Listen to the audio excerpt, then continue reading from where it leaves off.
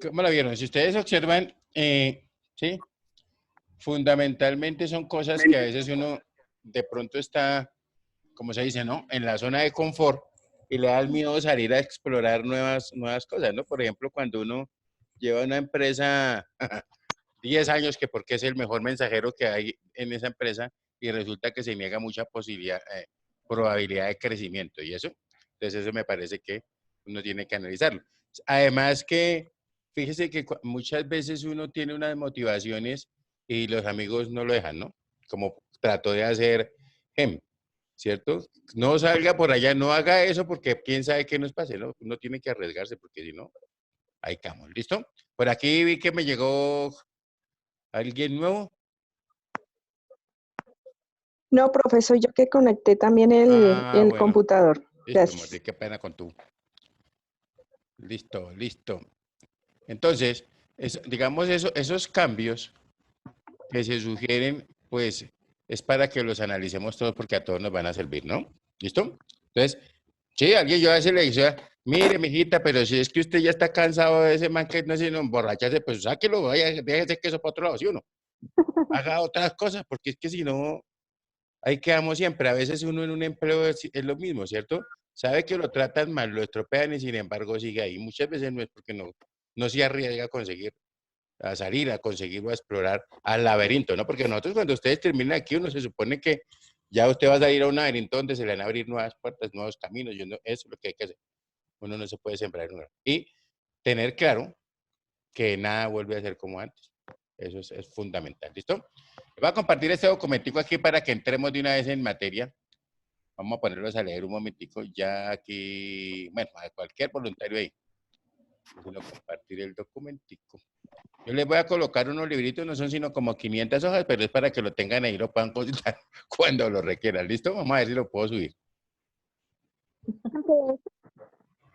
¿Y al correo? ¿Será que no es Vamos a ver, posible? si se deja enviar, yo se los envío, no importa, pero es que a veces es complicado por lo pesado, es muy grande el archivo. Pero ahí hay unos que hacen, les digo que traigan una USB o alguna cosa, pues de pronto entonces la universidad, algo haremos. Muy bien, entonces Y si decíamos lo que, comprimes, profe. ¿cómo? También ya eso le he hecho más de uno. Lo mando en el punto Ah, Raspberry, pero vamos a ver ahí cuando nos inventamos a ver. Una vez le metimos como 3 compresiones, pero es importante que tengan ese material porque pues igual nos va a servir. Y también, digamos, los boletines del Consejo Técnico de la Contaduría, yo esos son más pequeñitos, también se los voy a compartir. Vamos a mirar este documento. ¿Lo están viendo? Sí, señor. ¿Listo? Sí, Entonces, profe. para que miremos y ya comenzamos a hablar de esto, ¿listo? Es un documento que me parece bien interesante en el sentido de que está tocando, ¿cierto? Aquí le dices, ¿cómo afectará las NIF, las diferentes áreas de su empresa? Recuerde que básicamente lo que se pretende con la NIF, ¿cierto? Es como mostrar ya, digamos, más la realidad de una empresa. Pero leamos el documentico y ahorita lo analizamos. ¿Quién quiso leer? Me toca al piochazo. Un voluntario ahí. Yo, profe, Listo, yo. mamita, ayúdenos. Bueno, dice finanzaspersonales.com.com. Independientemente de las normas plenas o pymes que aplican a cada empresa, todas observan impactos en las diferentes áreas funcionales de la organización, no solo el área contable. Aunque poco a poco se ha ido disminuyendo el mito de que las NIF solo involucran el personal contable y financiero de una compañía, son muchas las organizaciones que en este punto de adopción continúan delegando la función y responsabilidad únicamente al contador.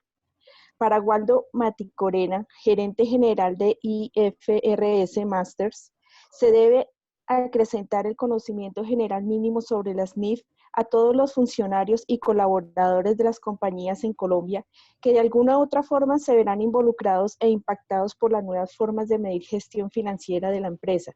El experto en normas internacionales explica cuáles serían los impactos más comunes en 8 principales áreas funcionales de una compañía. Muy bien, te voy interrumpiendo ahí por poquito. Resulta que, sí, y digamos, y hasta la fecha, ¿cierto? Todo el mundo pensó que las normas internacionales solamente debía participar era el contador. Incluso en muchas empresas la gerencia le dejó eso en manos del contador, ¿correcto? Y el contador pues se involucró tanto en ese papel que la convirtió en normas contables, ¿correcto? Y estamos hablando que las IFRS son normas internacionales de información financiera. Ya hacemos unas aclaraciones sobre eso. Entonces, diferentes áreas de la compañía, ¿no? Aquí la voy interrumpiendo, va leyendo su merced y ¡tra! Y yo me la interrumpo, ¿vale? Área por Bueno, área. profe, ¿Listo? Listo. dice, bueno, de accionistas. Posible incremento patrimonial que provoque ser distribuido vía dividendos. Probable reducción al valor patrimonial que podría generar causal de disolución y obligar a hacer aportes de capital no planeados. Latente incumplimiento de la nueva normatividad contable al no comprender su importancia y, por lo tanto, no asignar los recursos económicos necesarios a un proceso en el que no se perciben fácilmente los beneficios de implementación. Ahí nomás. Entonces, fíjate que al hablar de dinero, ¿cierto? De una vez estamos entendiendo por qué se le trató de dejar todo al contador, ¿no? Además que el contador en la empresa es que se la sabe toda, ¿cierto? Entonces, eso es uno de los problemas principales. Entonces, cuando nos dice aquí posible incremento patrimonial, ay, este avisito, bendito sea mi Dios. Mosca que si nos sacan, todos ya saben qué tienen que hacer. Entonces, decíamos que si es posible montar un incremento patrimonial que provoque ser distribuido vía dividendos, ¿es por qué? Porque resulta que si yo, por ejemplo, tenía un carro, un vehículo totalmente depreciado, ¿correcto? Entonces, y lo estoy usando, pues la norma dice lo más lógico es que eso le debo dar un valor. Y digamos, tan es así que, por ejemplo, a los edificios, ¿cierto?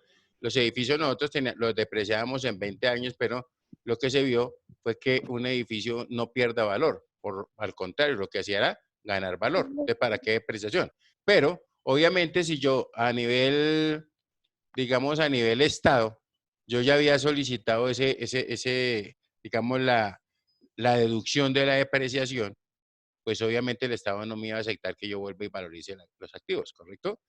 Entonces ya comenzaron a decir, no, pero así necesitamos que los avalúos técnicos y ese tipo de cosas. Y obviamente la norma cambió, más o menos pasamos de 20 años a 45 años, de una tasa del 5%, ¿cierto? A una del 2,22. Entonces, ¿qué hacía con eso? No, pues entonces vamos otra vez digamos, a adquirir una valorización de los equipos y como tenía que castigarlo o tenía, digamos, la contrapartida era contra el patrimonio, ¿correcto? De pronto ustedes ya vieron en el PUCLA Class el grupo 19 valorizaciones y el 38 superávit por valorizaciones, ¿correcto? Yo afectaba eso, o sea, que estaba a la final afectando era ¿qué? El patrimonio. Entonces eso, al incrementarle el patrimonio, pues el valor de las acciones me iba a incrementar, ¿listo? Entonces, o también podía ser al contrario, ¿cierto? Que es el siguiente, como dice, una posible reducción patrimonial, ¿cierto? Si de pronto, digamos, los ajustes que yo haga, se me ocurre a mí, nosotros manejábamos mucho lo que son los diferidos y los diferidos sobre todo, ¿cierto? Los cargos diferidos, ¿cierto? Y uno que nos decía, el principal creo que era el 1710, básicamente los gastos, digamos los 17,1005, que eran los preoperativos. Y eso es dinero que ya se había gastado. Y entonces, sin embargo, uno tratando de mantener la empresa, pues lo mantenía ahí, ¿cierto? Para tratar de darle un poquitico más de vida. ¿Listo? Básicamente, cuando nos habla de latente cumplimiento de la normatividad contable, claro, porque pues igual se decía, no, pero yo para qué, digamos, valorizo eso, para qué hago yo valor razonable, ¿cierto? Si a la final eso me va a hacer que pague más impuestos y ese tipo de cosas. Entonces comenzaron a hacerse una cantidad pues, de crearse en unos mitos, ¿cierto? Que no eran realidad a la final, ¿no? ¿Listo? Miremos aquí la siguiente. Eh, plantación financiera. Posible presentación de presupuestos que no serán cumplidos si se desconoce la forma en que los resultados de acuerdo a las NIF serán medidos. No podrá hacer seguimiento mensual acertado del presupuesto anual. Los cálculos de rentabilidad esperada por proyecto TIR, tasa interna de retorno, se verán afectados por el cambio en la estructura de financiamiento. ¿Listo? Todo, ¿Sí? digamos, esas medidas, obviamente, ¿cierto? En un momento dado, pues iban a afectar todos los presupuestos que teníamos nosotros, ¿correcto? Porque una cosa es uno evaluar las cosas, ¿cierto? Y hacer una proyección, y otra muy diferente con lo que está haciendo en la vida real o lo que está transcurriendo en la vida real. ¿Ustedes alcanzaron alguno a conocer algo de los ajustes por inflación? ¿Sí escucharon eso? ¿Hablaron de eso o no? ¿Los que, profe? No lo entendí. Ajustes por inflación, No. ¿no? No, profe. ¿Alcanzaron a ¿No escuchar? aplica sobre las VT? Alcanza- ¿Se modifica sobre las al- VT de Ajustes por inflación. sí. Pero ¿Alcanzaron a escuchar algo del UPAC? ¿Sí? No. No. Tampoco. no, Oiga, pero qué cosa tan no. irregular, así de viejo soy yo. Bueno, porque es que después la VT, pues es la unidad de valor tributario, ¿cierto? Eso Pero sí. hay unas VRs que es la unidad de valor real que reemplazó el VT, el UPAC, perdón. Y el UPAC, pues básicamente, eso fue una medida que se creó hace muchos años, ¿cierto? Por el papá del Pastrana Viejo, para que la gente pudiera tener, digamos, los que fuéramos así de menores ingresos, tuviéramos la posibilidad de tener una vivienda propia, ¿sí? Pero resulta que eso se le dio un alargue y mucha gente en el Tunal, sobre todo, colgaba unos avisos que decía que el Banco Central Hipotecario los había quebrado. Porque pues el UPAC lo comenzamos a pagar a 1.020 pesos y llegó a estar a 13.000 y pico, entonces era muy complicado pagar una deuda de esa. Y fue cuando salió la otra que se llama la unidad de valor real. Después si nos hablamos más adelante, miramos eso. Pero lo importante era que, ¿cierto? Uno mirara, digamos, yo tengo una inversión, o ¿cierto? Voy a hacer un proyecto y miraba esa tasa interna de retorno y muy seguramente la que yo tenía proyectado no se iba a cumplir. Básicamente, digamos que sería el incumplimiento a muchas medidas, lo que se estaba proyectando, ¿no? ¿Listo? Sigamos. Área de sistemas. Los sistemas de información tendrán que ser ajustados para asegurar el correcto procesamiento de conceptos y transacciones bajo NIF. Generar reportes automatizados que cumplan con los formatos de estados financieros establecidos por las NIF y la complejidad de las notas de dichos estados. Adecuar los sistemas de reporte para alinearlos a los requerimientos de información bajo la taxonomía XBRL. XBRL, es una de las taxonomías que ha utilizado la DIAN. Pero bueno, entonces, cuando hablamos del área de sistema, fundamentalmente, ¿qué se tuvo que hacer? Pues hacer unos cambios, ¿cierto? En lo que eran los programas contables y sobre todo también, digamos, en los catálogos de cuenta. De pronto, ustedes escucharon, no, ya eso ya no se utiliza en catálogo de cuentas, eso es falso. Lo que se tumbó fue la obligatoriedad de aplicar el 2650, ¿correcto? No que no haya planes de cuentas. Los planes de cuentas, el plan de cuentas del 2650 entró en vigencia a partir de enero de 1993, ¿correcto? Y Bavaria tiene 100 años y toda la vida ha hecho planes de cuentas. Lo que hicimos nosotros, los que medio sabemos de esto, pues hacer que ya teníamos un plan de cuentas donde teníamos una contabilidad más o menos organizada.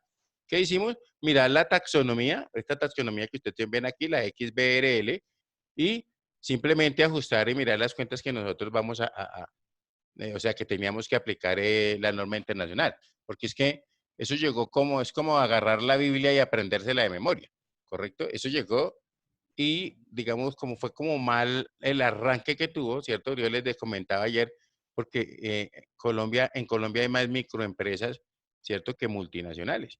Entonces uno comienza a mirar digamos, el efecto debía ser, en mi concepto, ¿no? Debía ser al contrario, ¿no? Miremos primero cómo es que vamos a organizar las microempresas y ahí sí pensamos en las grandes, porque no todos nosotros tenemos la posibilidad de trabajar en multinacionales y ese tipo de cosas, ¿no? Y en emisoras de valor y esa cuestión. ¿Listo? Muy bien. Llegó la que más nos gusta.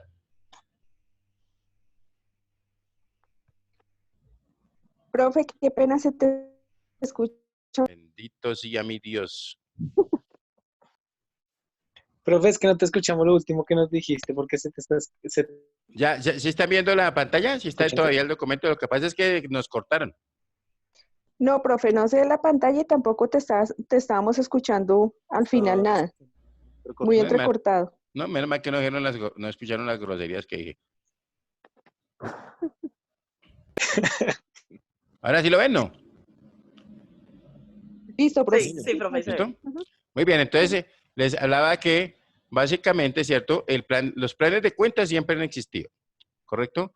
Cuando aparecieron las famosas normas internacionales, muchos contadores dijeron, no, guapa, yo pienso que hay gente como de mala, ¿cierto?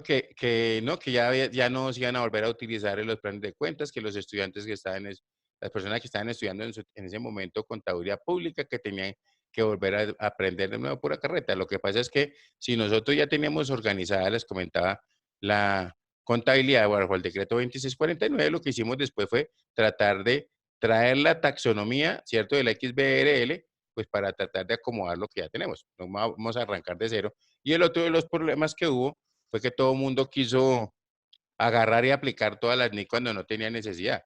Por ejemplo, si yo no tengo activos biológicos, ¿a qué me pongo a averiguar qué tengo que hacer con activos biológicos? ¿Estamos claros? O sea, es acomodar lo que tengo yo a los requerimientos que tiene la NIF. Si en ninguno de esos me toca, pero que dejar la evidencia de que sí yo la había analizado. ¿Estamos de acuerdo?